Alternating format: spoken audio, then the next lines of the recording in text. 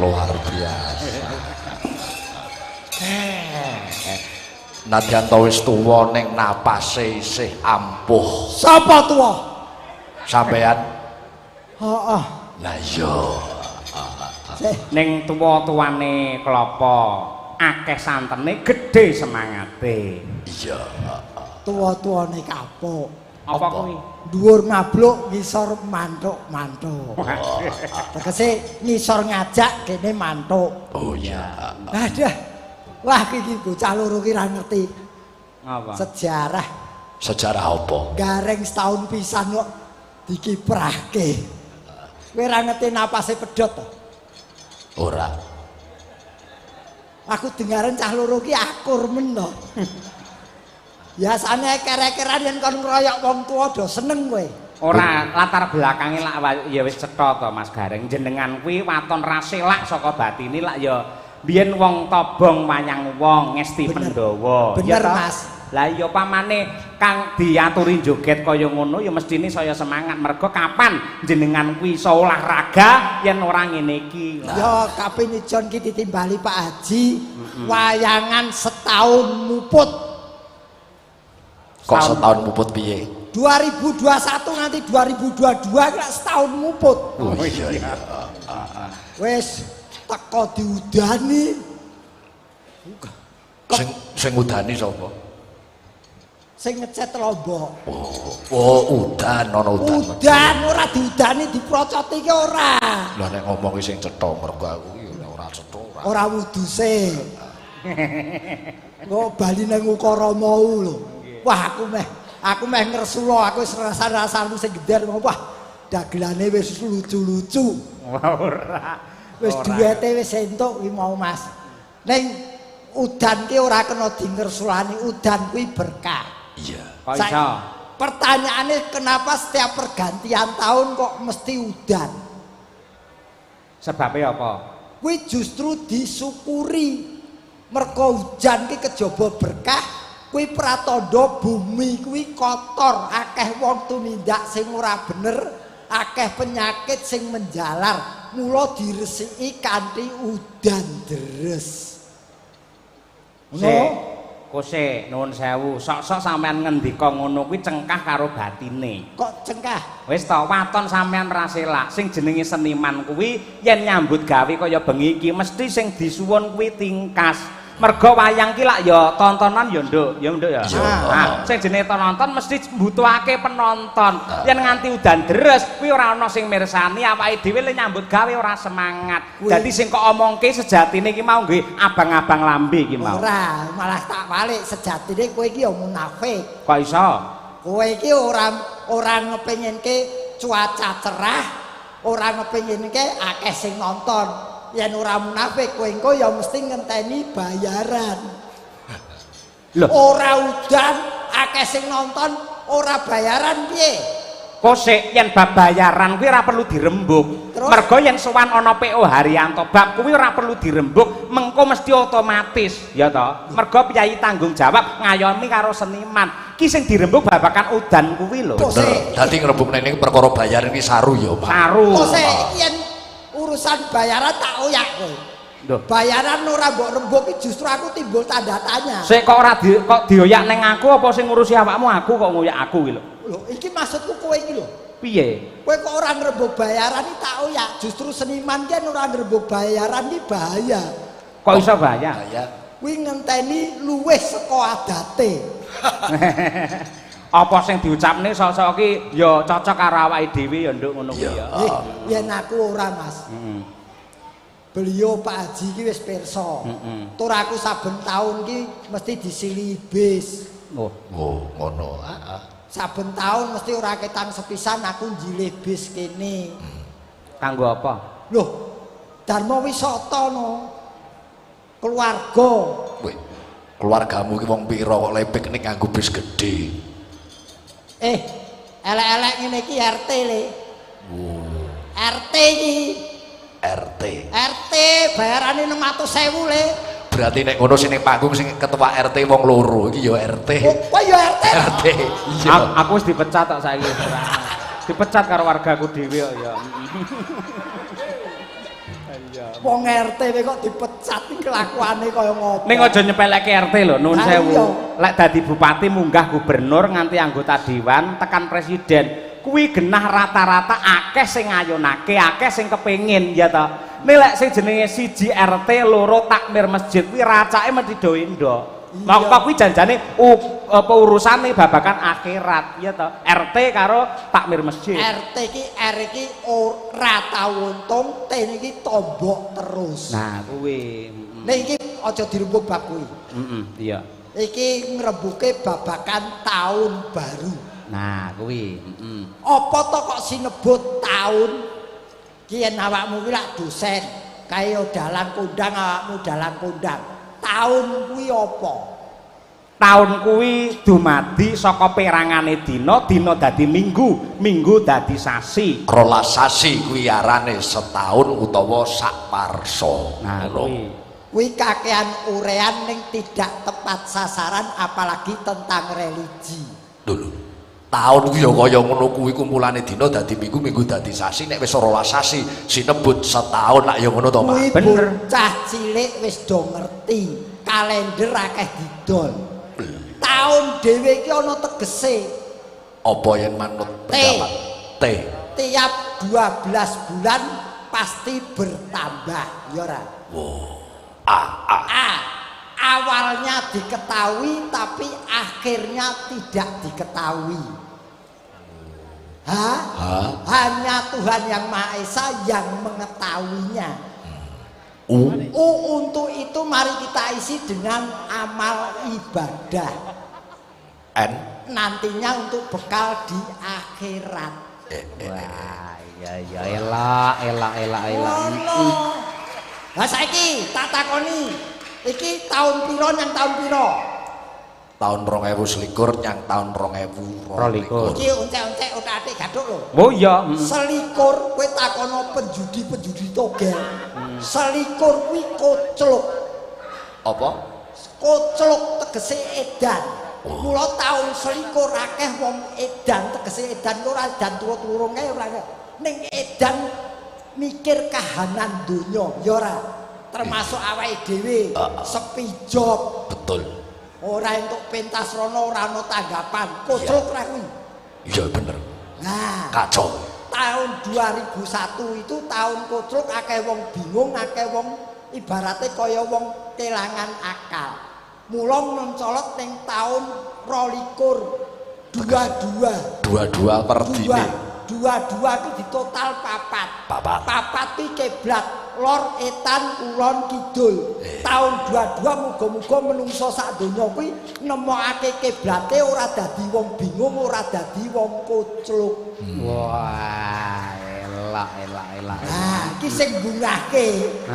Tahun 2002 iki awake dhewe iki muga-muga panen. Kok iso panen? Mergo 22 kuwi angka kawin. Oh. 22 kuwi angka kawin muga-muga tahun 2002 kuwi akeh wong nikah. Akeh wong nikah otomatis akeh perayaan resepsi. Lah nanggap wayang apa ora mbuh. Iya. Kari entuk izin apa ora aku ya mbuh. Aku ki nek bangsa ngonceki Mas, wong tahun 2022 kuwi tak onceki iso kanggo keluarga besar PO Haryanto, iso kanggo manungsa sak donya. Mosok kok iso 2022 iso kanggo keluarga PO Haryanto? Sing kok karepe Indonesia wis ngono ya. PO Haryanto sak Indonesia. Muga-muga tahun 2002 kuwi 2002 kuwi angkane jumlahe pira? Ana 6. 2022 kuwi 6. Muga-muga keluarga PO Haryanto utawa keluarga sak Indonesia nemokno 6W. 6W huruf W. 6W. Apakah itu? Yang pertama. Waras. Yang kedua. Wareg. Ketiga. Wisma. 4. Wastro. 5. Wasis. 6. Wilujeng.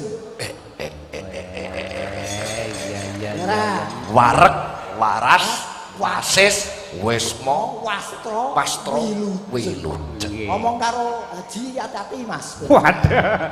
Elek mungkin ning kono anggere di lembono ngono terus jero. Aku malah sebutke ngono ki malah beban ngene kok. Ning nun sewu iki ya padha donga dinunga Mas.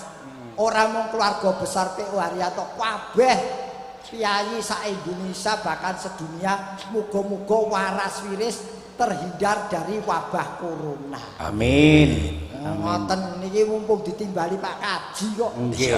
Inti sarine iki lak wayangan dalam rangka tahun baru. Tahun baru. Dawuh pangandikane Bapak Haji Haryanto, ini adalah tempat kita untuk mawas diri, merenung ya toh, supaya ing taun sing bakal tumeka saya apik bab apa wae tumrape awake dhewe napak ana taun sing anyar iki. Ngono.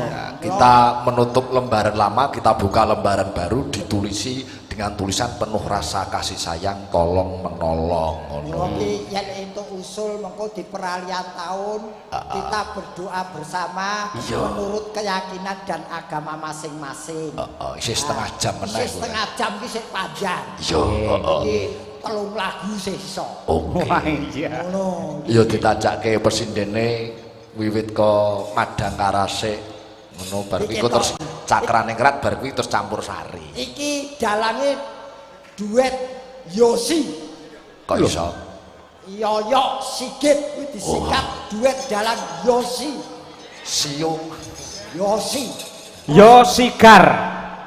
Yo sigit karo gareng.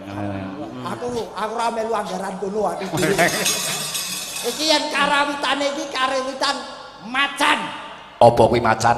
Madangkara Cakraningrat. Wah, Kula sangar iki. sangar. Bengi iki aku rawani garap pengendang royokan.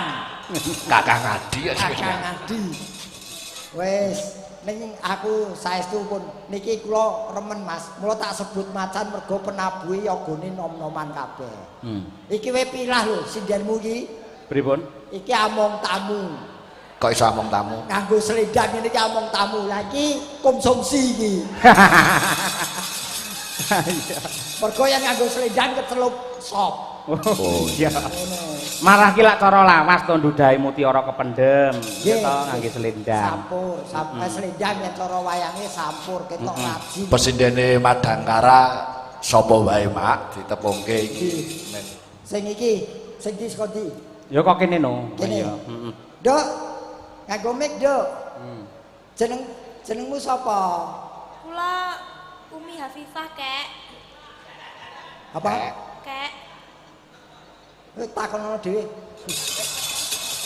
Sampeyan ki wis sepuh apa durung? Ya wis tuwa ning iki di streaming lho, Mas. Di streaming masa ngundang aku kok kek iki lho. Loh, apa to alane? Ngono ki malah kakek tegese lak sesepuh. Sampeyan nang kene dianggap pepunden ngono kuwi. Disepuhake pamrih men supaya bisa memberi petuah-petuah yang baik untuk anak putu. Ngono. Orang menjatuhkan saya ngundangi kek iki di streaming Sigit Cengel karo Yoyok Cengel.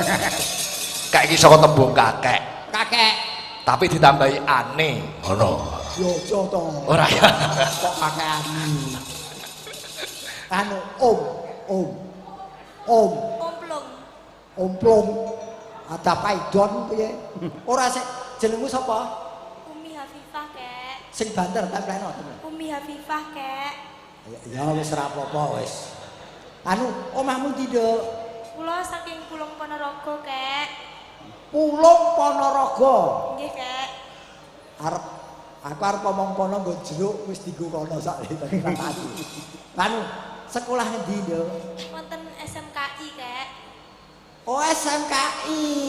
Kepanjangannya apa, Reng? SMKI iki SMKI lah sampeyan muni. Oh, SMKI tegese wis ngerti. Lah aku takon kepanjangannya SMKI apa? Lho sing sekolah kono sing ditakoni aku iki ngopo? Lho, kono lek muni, "Oh, SMKI." Iki kata "wo" iki tegese sampeyan wis ngerti. Ora, aku iki wo kuwi apa kok? SMKI iki apa? Sekolah Menengah Karawitan Indonesia. Ya iki murite Tim SAR. Coba. Murite Tim SAR kok. Pasar Madio Timsar. Aku yang ngundang Tim SAR. Iya.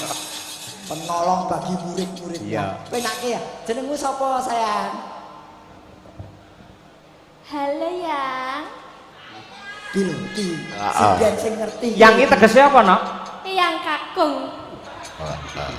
Modiar ora. Yang iki tegese ora sayang nanging eyang kakung. Krungu kupingmu. Kono kek kene yang. Iki mung jejer sinjen nom-noman ki ngene repote. Aku tak takon sing padha tuweke wae. Iki wis genah ngundang aku Mas. Dagelan kok nesunan iki lho. Ora yo Pak D ngono wae lho kok. Pak D. Heeh, Pak. Jenengmu sapa? Kula. Heeh. Diajeng Chandra Mulia. Apa? Lha nggih napa dagelane Radiano Pak Dalang. Apa? Ngapa? Karo ngomong Buddha. Mboten. Arep ngomong Buddha. Mboten kok. Bolot. Bolot. Diajeng Chandra Mulia. Chandra Mulya laire pas bulan purnama iki. Iya, Jenengan tek pirsa. Loh, lah iya ngerti to wong aku melu ngeden kok. Wong kok Tak kira melu gawe. Oh, bocah iki sampluk omongane iki lho. Nok.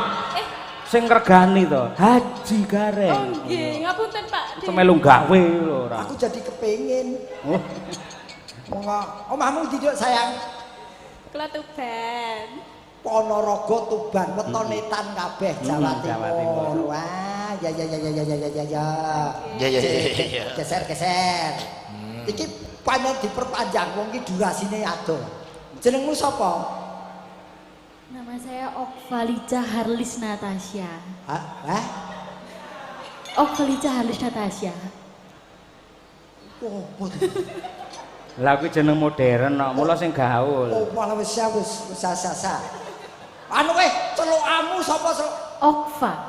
Oh, Okva. Okpa. Kowe kelahiran Oktober mesti. Nggih, Loh, leres. ahli nujum kok. Oktober lahir. Sik omahmu ndi? Surabaya. Tuban, Probolinggo iki mau Ponorogo. Ponorogo. Surabaya. Kowe sekolahmu Isi Surakarta. isi iki ngerti iki ya isi. Heeh. Iki isi semaki. SMKI ya semaki. Iki mesti muridé alap-alapan Sukesi. Iya. Ya, opa dipenake ya, Nduk. Nggih. Wis apa? Oke. Sugeng dalu. Dalu. Dalu. Jenengmu sapa? Iki Kula Nimas Ayu Winong Nawangse.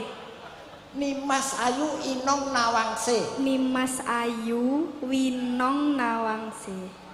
Winong Nawangse. Nggih. Ora candi kowe. Kula Tulungagung. Iki sing jenenge nepotisme ya iki. Kok iso? Peh dalange saka Jawa Timur sidene Jawa Timur kabeh. Ya ora kok pancen nuwun sewu ya. 75% sing ana SMKI karo isi. Mas Sigit ya nekseni. Rata-rata pancen dari Jawa Timur. Bener, Reng.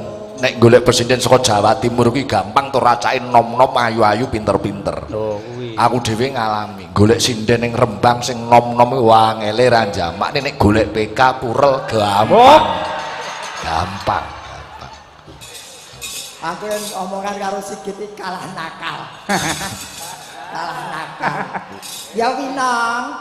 Kowe ya isi kuliah isi. Kula tes SMKI. Oh padha kae. Nggih. Oh Vivahe. Nggih. Ya pokoke Vivah. Penake ya, Nduk. Nggih, matur nuwun. Wis apa? Nggih, sugeng dalu Pak De. Dalu. Tawangaken nami kula Birgita. Hah? Birgita. Birgit. Bergoto.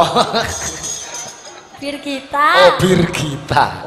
Oh. Birgita Pak. Aku arep muni bir bintang darah sponsor. Oh, candi kowe, Nduk. Kula aslinipun Kediri. Tapi mengke pindah Kakak Kudus Pak De. Lho. Wah, iya. Lho wis ngaku dhewe ra ditakoni ngaku dhewe kok wis ana ora. Wah, Cah Kediri arep pindah Kudus. Sing mangan kowe sapa? Sopo ya pindah Kudus ki tegese pacarmu wong Kudus? Nggih, katut lanangan Pak De. Heh, Katut lanangan. lanangan sapi kuwi. Oh ya sekolah ning ndi? Nggih, teng isi Solo. Isi. Nggih. Ya dikepenake ya, Nduk. Nggih. Iki. Iki sinden ki Jawa Timur ta? Jawa Timur. Gene Mas Sigit ya mesti enek sing Jawa Timur, mbok siji loro mesti enek, yakin.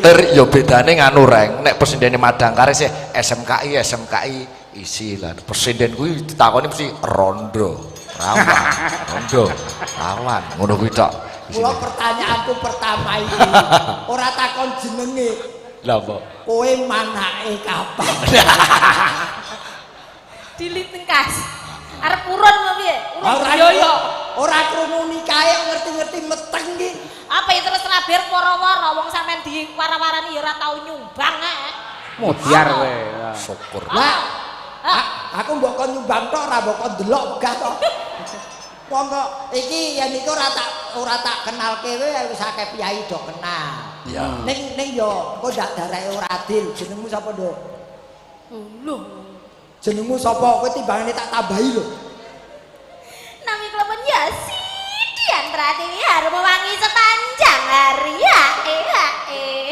Iki anggere wis metenge iki wis 8 sasi wis rawani ngene. Iki anggere 8 sasi sik kaya ngene iki sembluk mlebu metu ngene iki. Maret wis izin. Iki ya Jawa Timur iki Blitar. Blitar. Iya. Juragan Apokat. Sadurunge ditemu karo Mas Sigit dicak Mas Sigit mbiyen melu aku sik. Oh. Cilikan kula sik ngeten. Ning sik umbelen iki kumpule karo aku iki. Kok iso umbel? Yo ora, dhisik Mas Yoyo terus lagi kenal jenengan. Derekne Pak Sun Gendreng to. Iya. Kowe to. Hah? Lho dhisik nika. Berarti aku nomor 2 lho iki. Om Yoyo iki kelas 4 SD wis waris jane lumayan. Sindene yo cilik kabeh. Iki mumpung disiarke apa YouTube, mula kudu tak kenalke. Sapa ngerti ana sing butuh, sing gunake, iki tak kenalke kabeh. Iya. Selanjutnya. So. Nang ngerti mboten lengkap ngoten niku kula jawabe pripun? Sapa?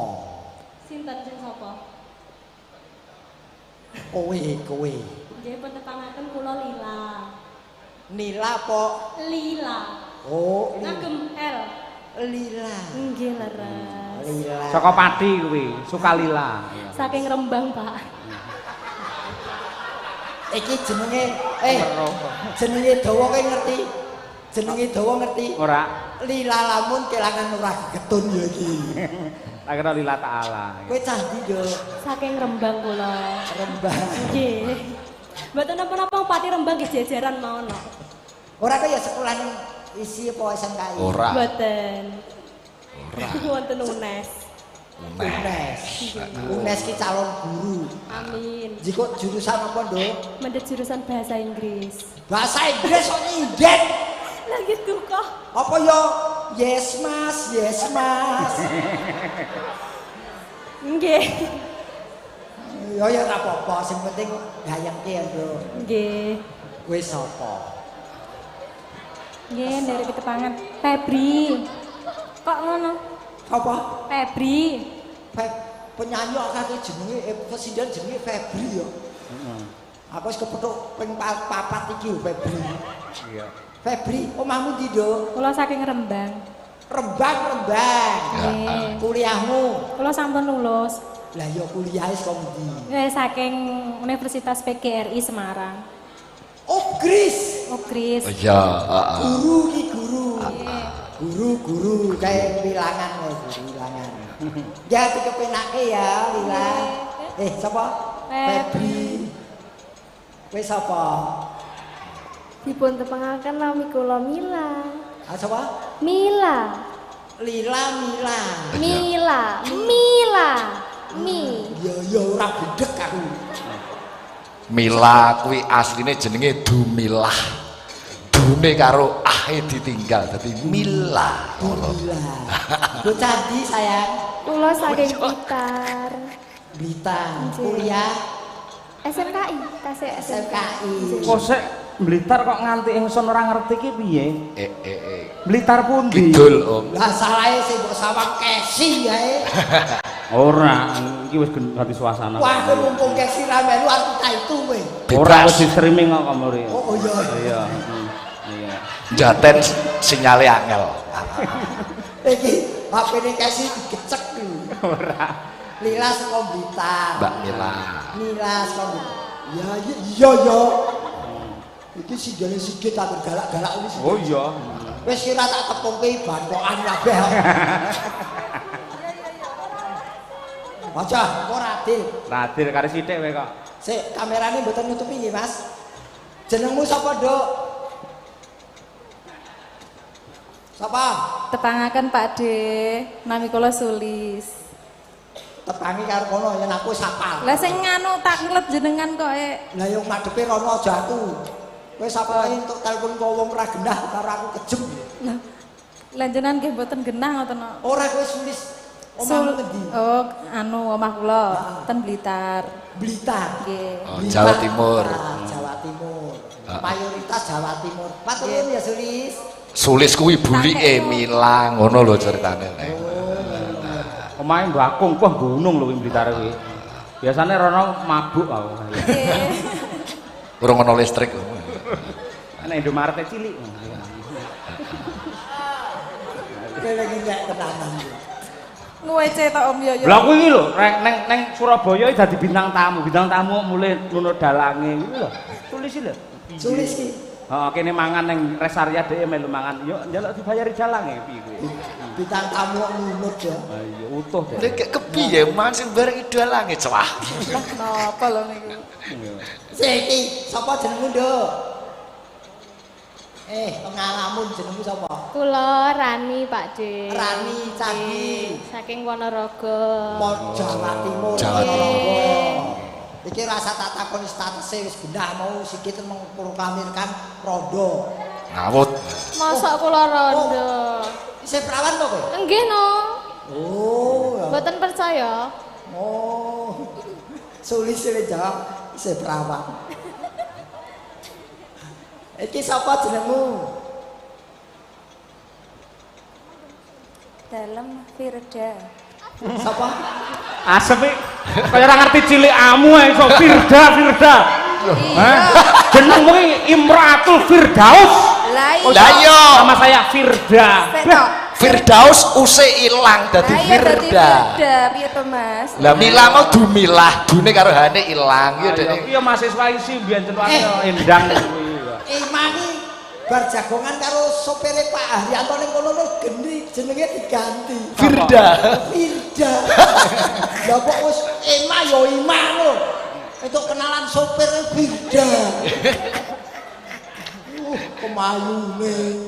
Yen ki asli Rembang iki. Mboten, kula Tulungagung. Tulungagung kuwi. Tulungagung entuk jago Rembang. Saka Rembang iki numpak bis ning Tulungagung. Iya. Iki yo iki.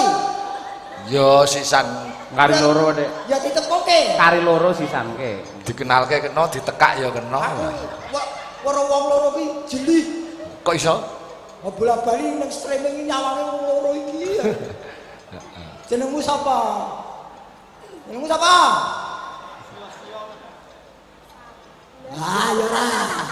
Ya ora, aja meneh kok aku tukang son kuwi gedhe. Nyaut gampange. Aku sabar sithik to, Mas. jenengmu sapa? Mas Gareng. Iya lah. Mas. Nah. Mas Gareng. Tepangaken nggih Mas Gareng. Mbok. Sing undang Mas ya mung kuwi tok kok ya. Lah pripun lho mriku Pak De, kula mesake, kula celuk Mas. Ngangkat derajatku ya. Nggih.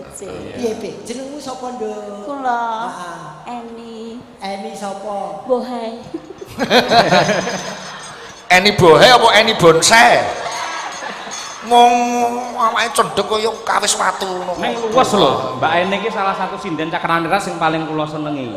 Iya. Nggih mboten perkara suarane, mboten perkara ayune, ning luwese. Anggere wis maju.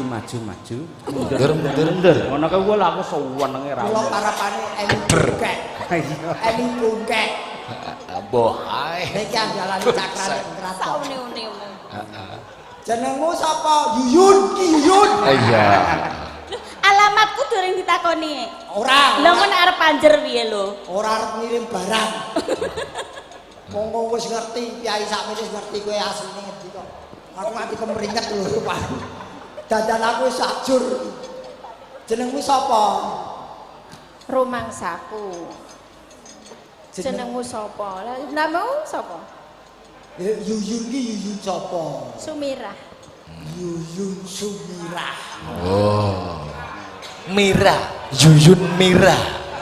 Sune karo hane ilang. Su ki luwe. Mirah ki Murah. Maha pemurah.